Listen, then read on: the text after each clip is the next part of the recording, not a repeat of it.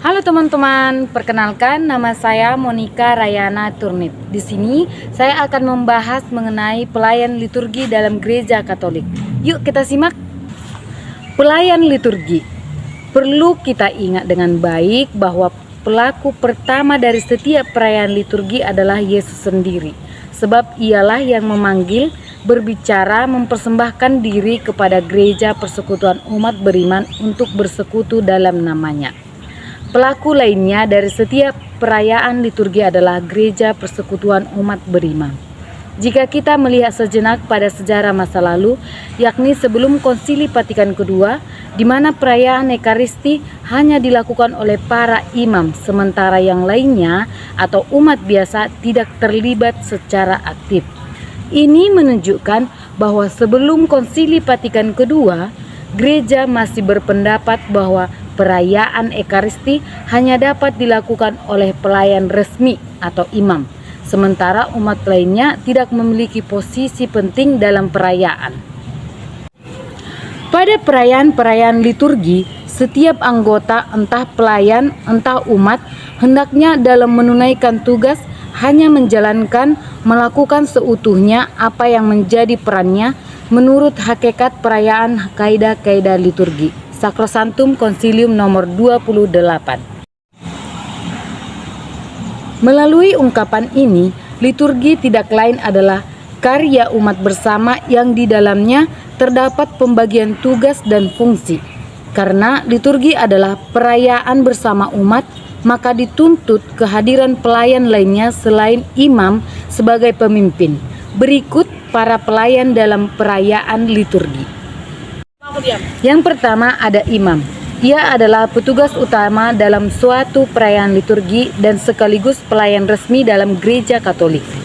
Tugas utama dari seorang imam dalam suatu perayaan liturgi adalah memimpin umat beriman in persona Christi atau dalam kepastiannya sebagai wakil Kristus. Sebagai pemimpin umat dalam perayaan liturgi, ia menjalankan dua fungsi penting memimpin.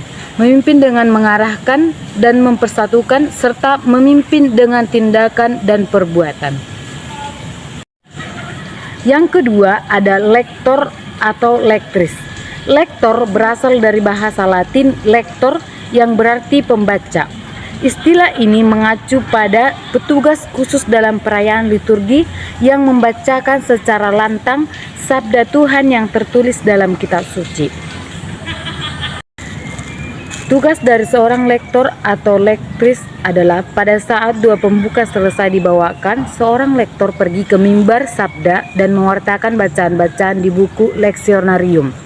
Pada awal bacaan, ia tidak perlu mengatakan bacaan pertama atau bacaan kedua, bab dan ayat dan dari teks tersebut, tetapi langsung dimulai dengan kata-kata pembacaan dari. Dan sesudah membacakan sabda Tuhan, ia mengatakan demikianlah sabda Tuhan. Sesudah bacaan sangat dianjurkan agar diadakan saat-saat hening sejenak untuk meresapkan sabda Tuhan yang baru didengarkan. Yang ketiga ada akolit. Kata akolit berasal dari bahasa Yunani akolotus yang berarti pelayan atau murid. Akolit adalah seorang pelayan yang dilantik untuk membantu diakon dan melayani imam di sekitar panti imam. Ia bertanggung jawab penuh atas pelayanan altar. Tugas akolit adalah seorang akolit dilantik sebagai pelayan altar dan juga sebagai pelayan yang membantu imam dan diakon dalam perayaan liturgi. Maka tugas utamanya adalah mempersiapkan perlengkapan perayaan. Yang kedua, melayani altar dalam perayaan. Yang ketiga, membantu membagikan komuni kudus. Yang keempat, pelayan luar biasa atau taklajim. Pelayan luar biasa atau taklajim adalah pelayan yang membantu imam, terutama dalam membagikan komuni kudus. Pelayan ini kerap juga dikatakan sebagai asisten imam. Dikatakan luar biasa lazim karena biasanya lazimnya tugas-tugas pelayan tersebut harus dilaksanakan oleh para pelayan tertakbis atau biasa yaitu uskup, imam, dan diakon. Disebut asisten pastoral karena fungsi dan peran yang dijalankan terkait langsung dalam upaya membantu para pelayan tertahbis atau biasa dalam pelaksanaan tugas mereka. Yang kelima, ada paduan suara atau kor. Istilah kor berasal dari kata Yunani chorus yang berarti barisan penyanyi. Istilah chorus dalam sejarah awalnya menunjukkan pada dua kelompok umat yang kedudukannya memungkinkan untuk menyanyi secara antifonal atau berganti-ganti. Dengan demikian, gereja tidak mengadakan kor yang terpisah dari umat sebagaimana praktek sekarang. Dokumen Musika Sacra nomor 19 menyatakan bahwa tugas paduan suara atau kelompok kor adalah membawakan secara tepat bagian-bagian yang dipercayakan kepada mereka selaras dengan jenis musiknya yang berbeda-beda.